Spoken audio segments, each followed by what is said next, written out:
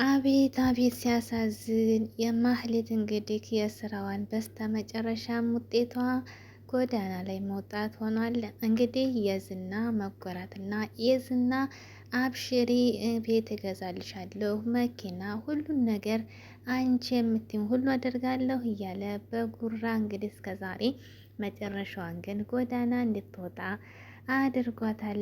በጣም ያሳዝናት። ግን ደግሞ ሌላ ጠባሳ ተጨመረባት። እሱም ደግሞ ምንድን ነው? ዝና ደግሞ እንግዲህ ካሁን በኋላ አማራጭ የለሽም፣ አልሆነም፣ ሄደሽ ብሩክን ይቅርታ ብለሽ ቤት ግቢ እያላት ነበር። ያንንም ቻንስ እሷ በጣም ፈልጋው ነበር። ነገር ግን በህልሟ ነው በውኗ የምታገኘው ካሁን በኋላ ብሩክን። ብሩክ ደግሞ ቅድስትን ሊያገባ ነው። በጣም ደስ የሚል ነገር። አሰላሙ አለይኩም ወራህመቱላሂ ወበረካቱ። ውድና የተከበራችሁ ውድ ቤተሰቦቼ እንዴት ናችሁ? ከኔ ጋር ሁሉ ሰላም አልሐምዱሊላህ። በያላችሁ መሰላማችሁ ስትበል ለቻናል ተሆነ ሰብስክራይብ፣ ላይክ፣ ሼር እያደረጋችሁ ቤተሰብ ሆኖ በጣም ደስ የሚል ነገር እየመጣ ነው። ምሳሌ ድራማ እንግዲህ እየቀወጡት ነው ማለት እንግዲህ እነ ብሩክ እነ መድብል እነ ቅድስት ምሳሌ እንግዲህ አሸናፊ እየሆኑ ነው። በጣም ደስ የሚል ነገር ነው። ብሩክም እንግዲህ ታሽሎታል። ከዛ ከመጥፎ ነገር አውጥቶታል ወንድሙ ማለት ነው። የዝና ጉራ እንግዲህ በስተመጨረሻ ማህሌትንም ጎዳና ላይ ለማውጣት ሆኗል። እሱም ደግሞ ተጎርቶ እንግዲህ ቀርቷል ማለት ነው። አሁን ደግሞ እንደሚያስይዙት በህግ እንግዲህ እየተመካከሩ ነው። እንግዲህ ብሩክም ታሽሎታል፣ ወደ ቤት ተመልሷል።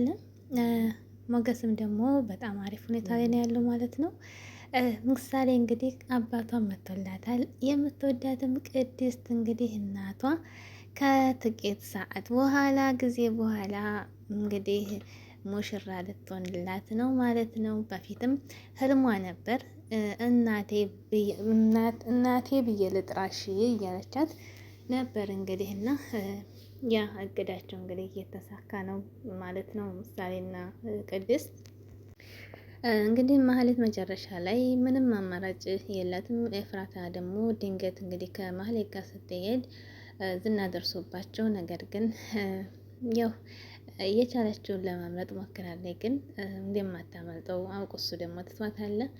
እንግዲህ ማህሌት ምንድነው ያደረጋት በስተመጨረሻ? በጣም የሚያሳዝነው ነገር ያ ሁሉ የተወራውና መኪና እገዛልሻለሁ፣ ቤት እገዛልሻለሁ፣ ሁሉን ነገር እነ ብሩክን አሳስርልሻለሁ፣ እነ ሞገስን እናስወግዳቸዋለን ሲል እንግዲህ ያ ሁሉ ጉራ እንግዲህ ዜሮ ሆኖ ዛሬ ላይ በጣም ደስ በሚለው ሁኔታ እንግዲህ እነ ብሩክ የሚያሸንፉ የተካሄደ ነው ማለት ነው። ዝና እንግዲህ ለምን አትገድላትም ወይም ደግሞ ማለት ምንም አላረጋትም ብላ ስትጠይቅ እንግዲህ ማህሌት ዝናን ኤፍራታ ማለት ነው፣ አይ እሷን መግደል ለኔ ቀላል ነው፣ ነገር ግን ደግሞ ባዘዝክሽ ቁጥር እኔን እሺ ማለት ይገባሻል ብሎ አስፈራቷቸዋል ማለት ነው። ያው ማህሌትም እሺ ብላለች። ማህሌት እንግዲህ ትእዛዝ ተሰጥቷታል። ትእዛዙ ምንድን ነው? ወደ ብሩክ ጋር ተመልሳ ይቅርታ ብላ ቤት እንድትገባ። ቤት ከገባሁ በኋላ ስትለው ያንን ደግሞ እናወራበታለን። እንግዲህ ያው እንግዲህ ብሩክን ለማጥፋት ነው። ያንን እድል ግን በህልሟ ነው በውኑ ታገኘው። አረ ወይኔ! ግን እንደው ጉረኛ ነው ዝና ማለት ነው። እውነት አሁን እንደዛ ተደርጎ እንደዛ አድርገውት እንደዛ ሁሉ ያን ሁሉ አድርገው ብሩክ ሁሉ መከራ ማለት ይመልሳታል ያስባል እንዴ? ኧረ ምን ያስበው ዝና ደግሞ ባሰው እና ማለትም እንግዲህ እሺ አደርገዋለሁ ብላ ፍራቷን እሺ አለች ማለት ነው። ከዚያም እንግዲህ ምንድነው ያደረገችው? ወደ እነሱ አካባቢ ሄዳ ጎዳና ላይ ቁጭ አለች ማለት ነው። ጎዳና ላይ ቁጭ ብላ እንደዚህ ታግሳ መድብል እና ምሳሌ እንግዲህ ኬክ ግዛልኝ ብለው ሰፈር ላይ ሲወጡ አጋጣሚ አስባልት ዳር ቁጭ ብላ አጋዩት ማለት ነው። ልጅ እኮ አይጨክንም ሀይቅን ምሳሌን እኮ በጣም ነው ያጠቃቻት፣ በጣም ነው የበደለቻት ማለት እዛ እየበደለቻት ግን አሁንም ቢገርማችሁ ማለት ነው እናቴ እማዬ ነው የምትላትና በጣም ያሳዝናል። እውነት ለምሳሌ ያደረገቻት እንኳን እማዬ ሊያስብላት አይደለም። ልጆች ደግሞ እንዴት ተጠሉ ከባድ ነው። ግን ምሳሌ እንዴት እንደምትወዳት እናቴ እያለቻት ነበር መጣላት አሁንም ማለት ነው።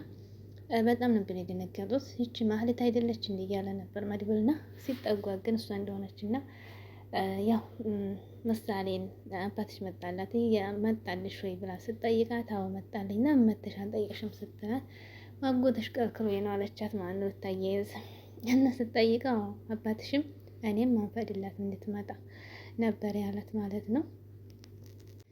ከዚያም በኋላ እንግዲህ ያው ብር አተሽ ነው ብር የሰጣት ጊዜ ከዚያም በኋላ ሰላም ልትላት ፈልጋ ነበር ምሳሌ ማለት ነው። እንግዲህ የልጅ ጭንቅላት በጣም የዋህ ናት ምሳሌ። መድብልም እንግዲህ ምሳሌን ቅድስትና ብሩክን ልድራቸው ነው ማን ነው የሚያገባው ብላ ድንገት